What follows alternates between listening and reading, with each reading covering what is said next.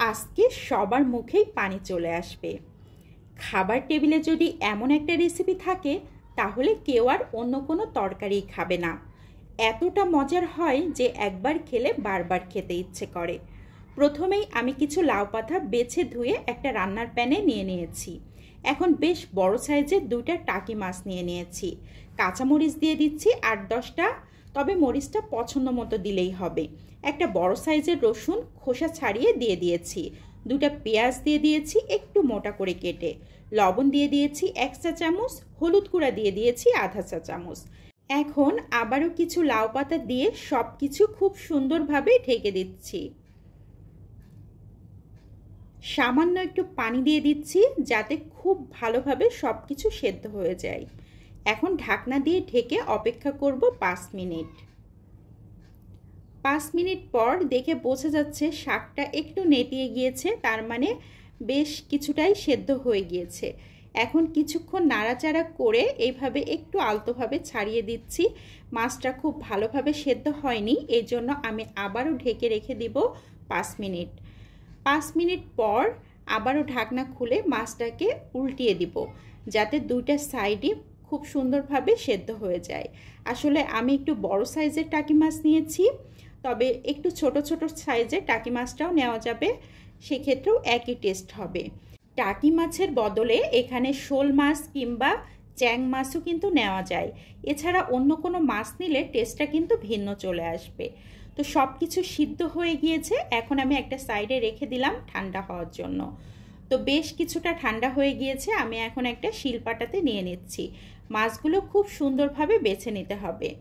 মাছ বাছা একটু ঝামেলা, তারপরেও একটু ধৈর্য নিয়ে মাছটাকে বেছে নিতে হবে। মাছ বাছার সময় যদি একটা পাত্রে পানি রাখা যায় তাহলে কাঁটাগুলো নিয়ে পানির মধ্যে রাখলে কিন্তু খুব সহজে মাছটা বাছা যায়। তো আমি এখন শিলপাটায় খুব সুন্দরভাবে বেটে নিচ্ছি। তো এখানে আমি কিন্তু কোনো ধরনের তেল ব্যবহার করি নাই। খুবই স্বাস্থ্যসম্মত একটা রেসিপি। আমার মাছগুলো বেটে নেওয়া হয়ে গিয়েছে, এখন আমি এগুলোকে একটা সাইডে রেখে দিচ্ছি। এখন আমি যে পাতাগুলো সেদ্ধ করে রেখেছিলাম রসুন পেঁয়াজ, সেগুলো নিয়ে নিচ্ছি, একইভাবে বেটে নিতে হবে। তো আসলে যাদের পাটার ব্যবস্থা নাই তারা ব্লেন্ডারে বেটে নিতে পারবেন। তো ব্লেন্ডারে বাটলে টেস্টটা একটু কমে যাবে, কারণ ব্লেন্ডারে খুব বেশি মিহি হয়ে যায়, আর পাটায় বাটলে একটু সাবা সাবা থাকে, খেতে কিন্তু অনেক ভালো লাগে। তো আমার সব কিছু বেটে নেওয়া হয়ে গিয়েছে, এখন আমি একটা প্লেটে নিয়ে নিয়েছি। এখন পেঁয়াজ নিয়ে নিচ্ছি। আমি এখানে 2 টেবিল চামচের মতো পেঁয়াজ নিয়েছি, পছন্দ মতো পেঁয়াজ নিলেই হবে। শুকনা মরিচ নিয়েছি 2টা। ভাজা শুকনা মরিচের স্মেল ছাড়া ভর্তা কিন্তু একদমই জমে না। লবণ দিয়ে দিয়েছি স্বাদ মতো, আমি লবণ আগেও ব্যবহার করেছিলাম, এজন্য একটু অল্প করেই দিয়েছি। এখানে আমি কাঁচা পেঁয়াজ ব্যবহার করেছি, যারা কাঁচা পেঁয়াজটা খেতে পারবেন না তারা পেঁয়াজটা একটু ভেজে নিতে পারেন। তো আমার কাছে মনে হয় এই রেসিপিতে কাঁচা পেঁয়াজটাই বেস্ট। তো সরিষার তেল দিয়ে দিলাম 1 টেবিল চামচের মতো। সরিষার তেল না দিলে আসলে ভর্তার টেস্ট একদমই আসে না, এজন্য কাঁচা সরিষার তেল শেষে যেয়ে একটু দিলেই ভালো হবে। তো আমি অল্প পরিমাণে দিয়েছি, খুব বেশি দেই নাই। সব কিছু এখন খুব সুন্দরভাবে মাখিয়ে নিচ্ছি। তো এই মাখানোর কাছেও কিন্তু টেস্ট অনেকটাই লুকিয়ে থাকে, এই জন্য ভর্তাটা একটু সুন্দরভাবে মাখিয়ে নিতে হয়।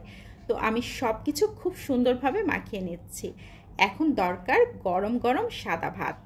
এত মজার লাগে সাদা ভাতের সাথে এই ভর্তা খেতে, যারা খাননি তারা একবার ট্রাই করে দেখতে পারেন। আশা করছি নিরাশ হবেন না। আজকের মতো এখান থেকে বিদায় নিয়ে নিব। সবাই ভালো থাকবেন, সুস্থ থাকবেন, আমার জন্য দোয়া করবেন। আল্লাহ হাফেজ।